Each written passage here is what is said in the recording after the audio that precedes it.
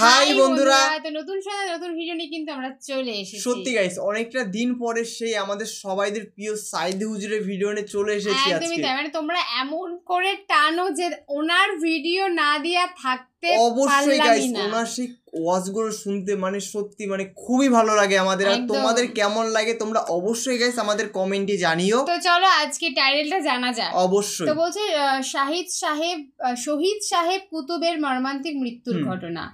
তো আজকে মর্মান্তিক মৃত্যুর ঘটনা মানে সে কিভাবে মারা গেছিল, কেন মারা গেছিল, আর অবশ্যই মানে সবকিছু আজকে আমরা জানতে পারবো। সে আমাদের সবার প্রিয় হুজুর সাইদ হুজুরের মুখ দিয়ে আজকে শুনতে চলেছি আজকে। একদমই তাই। তো যারা আমাদের চ্যানেলে ফার্স্ট টাইম ভিজিট করছো প্লিজ গাইস চ্যানেলটাকে সাবস্ক্রাইব করে দিও আর পাশে থাকা বেল আইকনটি অল করে দিও নিত্য নতুন ভিডিও গাইস সবার আগে পাওয়ার জন্য।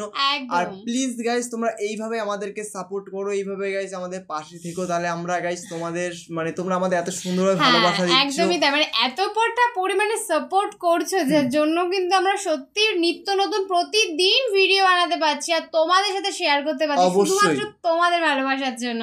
তো আমাদের এই ভিডিওটা মেইন ডিসক্রিপশনে চলে আসবে, প্লিজ গাইস তোমরা ওখান থেকে চেক আউট করে নিও। তো চলো গাইস বেশি কথা না বলে আজকের ভিডিওটি দেখা যাক।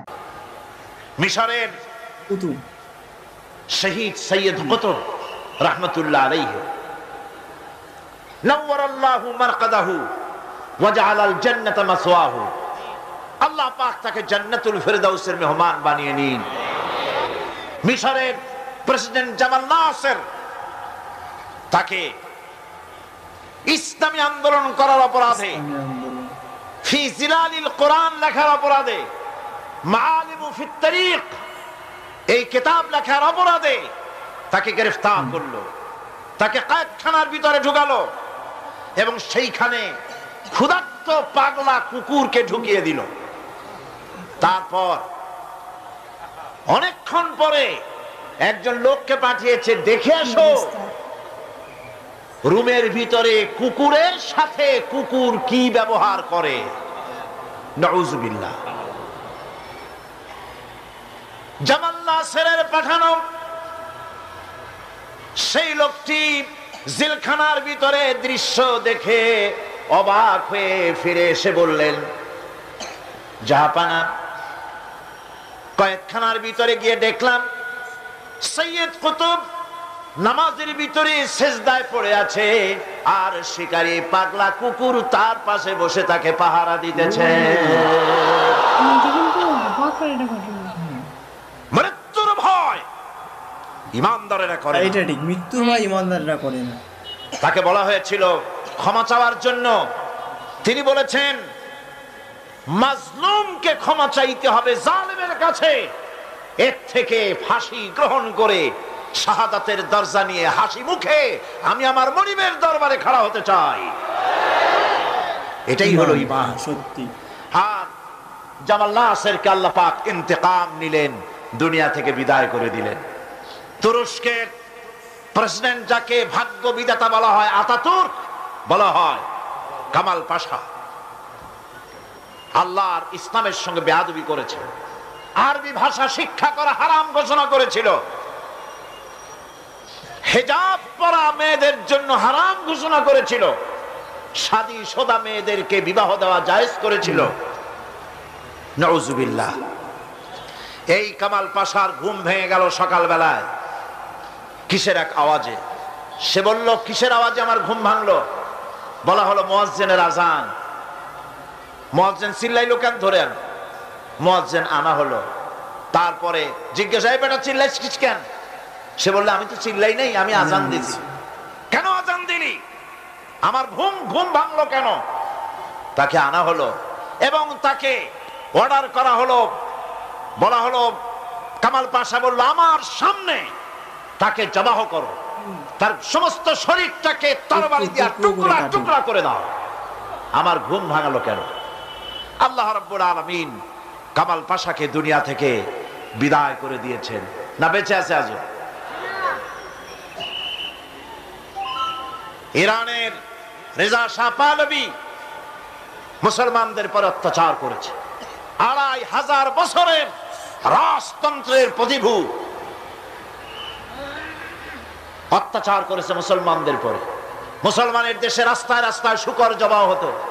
ওলামাদের সম্পর্কে বাসের কন্ডাক্টররা পর্যন্ত এই পর্যায়ে চলে এসেছিল যে আমরা বেশ্যা এবং আলেম এদেরকে আমরা বাসে চড়াবো না। এভাবে করে ওলামাদেরকে ঘৃণা করা হলো, মহিলাদেরকে বেইজ্জত করা হলো, বেপর্দা করা হলো। আল্লাহ পাক অ্যাকশন নিলেন, নেন নাই? জোরে কোন নিয়েছেন কিনা? ইরানে বিপ্লব শুরু হলো। এই বিপ্লবে মহিলারাও নামলেন, তারাও বিপ্লবে শরীক হলেন।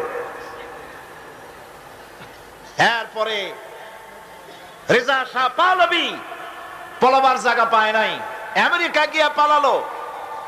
আমেরিকা তাকে জায়গা দিল না, পানামায় আসলো, পানামা জায়গা দিল না। কায়রোতে আসলো, কায়রোর একটি হোটেলে জীবনের শেষ দিনগুলি সেখানে কাটলো। এতিমের মতো, ভিক্ষুকের মতো দুনিয়া থেকে আল্লাহ জিল্লাতির সাথে বিদায় করে দিলেন। সেই আল্লাহ আছেন কি নাই? জোরে বলেন আছেন কি নাই? ইসলামের সাথে এই শত্রুতা নতুন কিছু নয়, বহুত পুরানা। সতিজা কর রহা হ্যায় अज़ल से ताइमरोज, सतीजा कर रहा है अज़ल से ताइमरोज, चरागे मुस्तफा भी से शरारे बुलाबिस। সেই আবহমান কাল থেকে ইসলামের বিরুদ্ধে এই ষড়যন্ত্র চলে আসছে।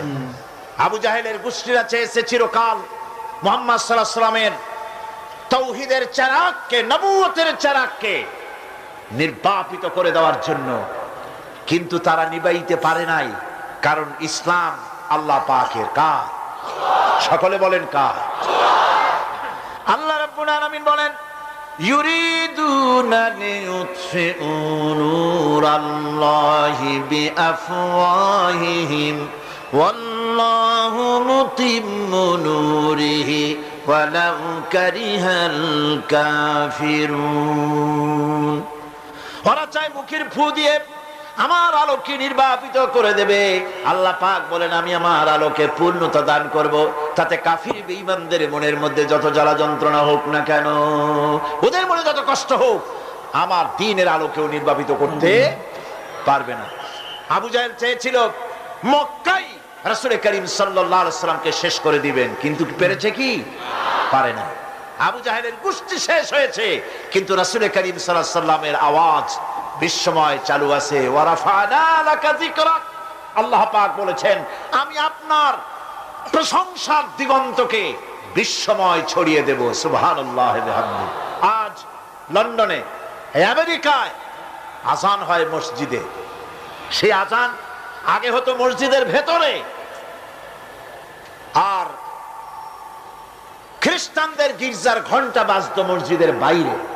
মুসলমানেরা কেস করলো কোর্টে, একই ধর্মীয় কারণে খ্রিস্টানরা গির্জার বাইরে ঘন্টা পিটায়, আর আমাদের একই ধর্ম, আমরাও মানুষকে আহ্বান জানাই আযানের মাধ্যমে, সেটা মসজিদের মধ্যে দিতে দেওয়া হয়। এই আইনের আমরা প্রতিবাদ করছি। 3 বছর কেস চলল। 3 বছর কেস চলার পর ইংল্যান্ডে এখন মসজিদগুলিতে হর্ন বাইরে দিয়ে আযান শুরু হয়ে গেছে।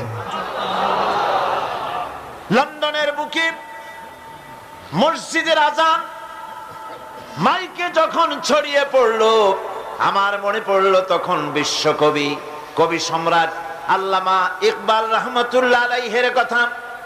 তিনি কি সুন্দর করে না বলেছেন, मगरिब की वादियों में गूंजी अज़ा हमारे, मगरिब की वादियों में गूंजी अज़ा हमारी, थमथा न था किसी से सैर रवा हमारा। প্রচ্ছ এবং প্রতীচ্যে, পাহাড়ে পর্বতে, ইথারে সমুদ্রে, সর্বত্র রণিত অনুরণিত হবে, ধ্বনিত প্রতিধ্বনিত হবে বিশ্বময় লা ইলাহা ইল্লাল্লাহু মুহাম্মাদুর রাসূলুল্লাহ। এটাকে ঠেকাবার ক্ষমতা কারণ। আজ যদি দুনিয়া বাঁচতে চায়, আমরা কি বাঁচতে চাই? বলেন আমরা কি বাঁচতে চাই? তাহলে আমরা যদি বাঁচতে চাই সম্মান নিয়ে যদি বাঁচতে চাই, আল্লাহর নবী বলেছেন ইয়া আইয়ুহান নাস কুলু লা ইলাহা ইল্লাল্লাহ তুফলিহু। বাঁচার একটাই পথ, সমাজতন্ত্র নাকি পুঁজিবাদ, ধর্মনিরপেক্ষ মতবাদ? বাঁচার পথ কি? ইসলাম, শুধুমাত্র ইসলাম, একমাত্র ইসলাম, বাঁচার আর কোন পথ। সুতরাং সেই বাঁচার পথ আমাদের হাতে ফিরে আসতে পারে। কিভাবে পারে? আমরা আল্লাহর কাছে চাইবো, আল্লাহ এমনি দিয়ে দিবেন? বলেন দিবেন? না কোশিশ করতে হবে, চেষ্টা করতে হবে, সাধনা করতে হবে, জিহাদ করতে হবে, রক্ত দিতে হবে। সাহাবায়ে কেরাম রক্ত দিয়েছেন। রাসূল করিম সাল্লাল্লাহু আলাইহি ওয়াসাল্লাম তার দান্দান মোবারক শহীদ হয়েছে, হয় নাই? রাসূল করিম সাল্লাল্লাহু আলাইহি ওয়াসাল্লাম জীবন, তার দাঁত শহীদ হয়েছে, তায়েফে রক্ত দিয়েছেন, সাহাবায়ে কেরাম জীবন দিয়েছেন। এত কিছু করার পর তারপর ইসলাম প্রতিষ্ঠিত হয়েছে। এত সহজে ইসলাম আসে না। সুতরাং বাংলাদেশেও যদি আমরা আল্লাহর দ্বীন কায়েম করতে চাই, রক্ত দিতে হবে, জীবন দিতে হবে, ফাঁসির মঞ্চে চড়তে হবে, জেলখানায় যেতে হবে, জীবন দিতে হবে। প্রস্তুত আছে? অবশ্যই।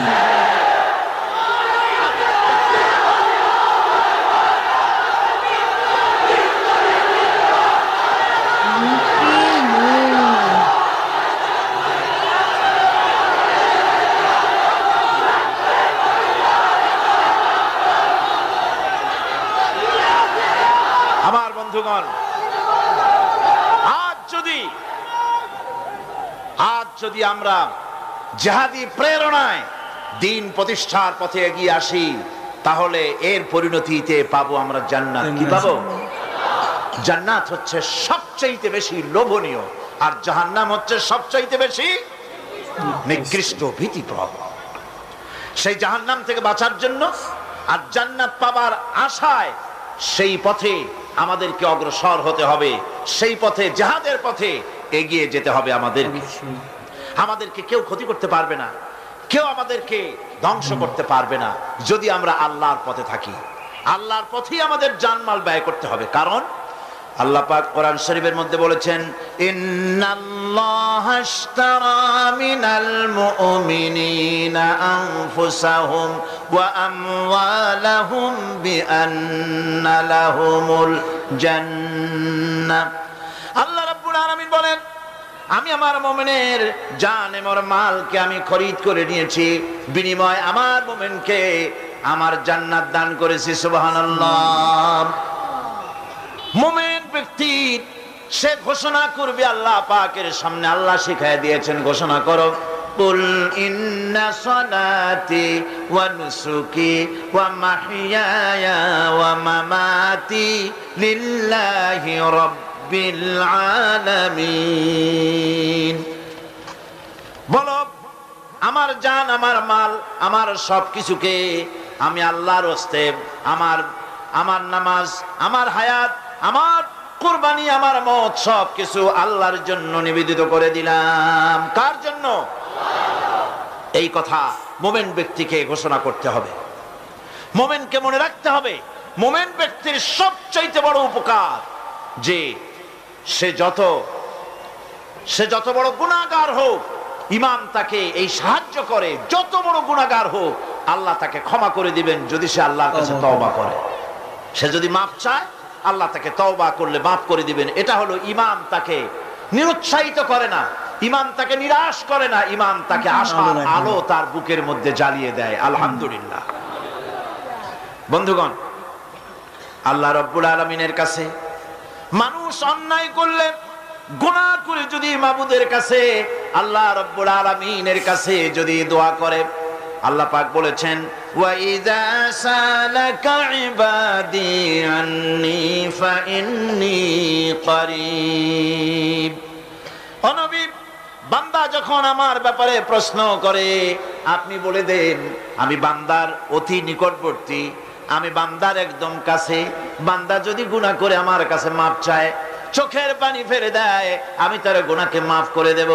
আল্লাহর কাছে দুইটা ফোঁটা বেশি প্রিয়, একটা হলো জিহাদের ময়দানে যে রক্ত ফোঁটা পড়ে এই রক্ত ফোঁটা, আর একটা হলো চোখের পানি। আল্লাহর ভয়তে বান্দার চোখ থেকে যে পানি ফোঁটা পড়ে আল্লাহ রাব্বুল আলামিন এই পানি ফোঁটায় খুশি হয়ে যান। পৃথিবীতে এমন কেউ নাই যে আপনাকে বলবে যে আয় আমি তোর অপরাধ মাফ করে দেই, এরকম কেউ কি আছে? কেউ নেই। কিন্তু আল্লাহ পাক বলেন আমার কাছে ফিরে আয়, চুরি করেছিস ফিরে আয়, জিনা করেছিস, মদ খেয়েছিস ফিরে আয়, যত অপরাধ করেছিস ফিরে আয়। আল্লাহর কাছে বান্দা যখন তওবা করে গুনাহ করে মাফ চায় আল্লাহ মাফ করে দেন। শুধু মাফ করেন না, শুধু মাফ করেন না, তার সাইয়্যাত গুলি আল্লাহ রাব্বুল আলামিন হাসানাত দিয়ে বদলায় দেন। সে যে গুনাহ করেছিল সেই গুনাহগুলি হাসানাত দিয়ে বদলায় দেন। তিনি এমন এক মহান সত্তা যার কাছে চাইলেই তিনি খুশি হন। হর হমেশা দেনে কো वो तैयार है, हर हमेशा देने को वो तैयार है, जो ना मांगे उससे वो बेजार है। যে চায় আল্লাহ তারে বেশি করে দেন, যে চায় না আল্লাহ পাক তার প্রতি নারাজ হয়ে যান। সুতরাং চাওয়াটাই বেশি জরুরি। রাতের আধারে তাহাজ্জুদের নামাজ পড়ে মানুষ যখন কান্দে, মুসলিম শরীফের হাদিসে এসেছে প্রতি রাত্রে আল্লাহ রাব্বুল আলামিন শেষ আকাশে সেখান থেকে মানুষকে ডাকেন, ও আমার বান্দারা আমার কাছে চাও, কে অপরাধ করেছো, গুনাহ করেছো। মানুষেরা ওই সময় যারা কাঁদতে থাকে আল্লাহ রাব্বুল আলামিন ফেরেশতাদেরকে সাক্ষী রেখে বলেন দেখো আমার এই বান্দাগুলি কিভাবে কাঁদতেছে, আমারে দেখে নাই, আমার দুজক দেখে নাই, বেহেশত দেখে নাই, শুধু আমার ভয়তে, জাহান্নামের ভয়তে কোরআন হাদিস বিশ্বাস করে যেভাবে কাঁদতেছে আমি তোমাদেরকে সাক্ষী রাখতেছি আমার এই বান্দাগুলিকে আমি রব্বুল আলামিন মাফ করে দিলাম।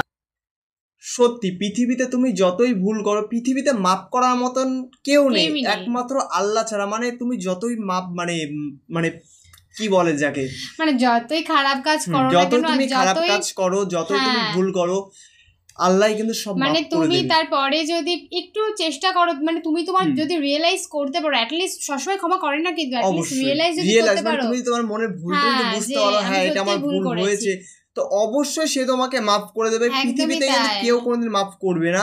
আর সত্যি আমাদের সাইদি হুজুরের ওয়াজটা শুনতে সত্যি খুবই ভালো লাগে। তোমাদের সাইদি হুজুরের ওয়াজ শুনতে কেমন লাগে তোমরা অবশ্যই কমেন্টে জানিও। মানে সবসময় একটা কথা তোমরা মাথায় রাখবে, সেটা হলো পৃথিবীতে কেউ পাশে না থাকলেও একজন কিন্তু তোমাদের পাশে সবসময় থাকে। অবশ্যই আমাদের উপরে লাগাই সবসময় গাইস আমাদের পাশে থাকে, আমাদের কিন্তু সেই হিসেবে তোমাকেও কিছু কাজ করতে হবে যার জন্য উনি সন্তুষ্ট থাকে। তুমি প্রতিনিয়ত বাজে কাজ করে গেলে কত ঠিক রাখবে?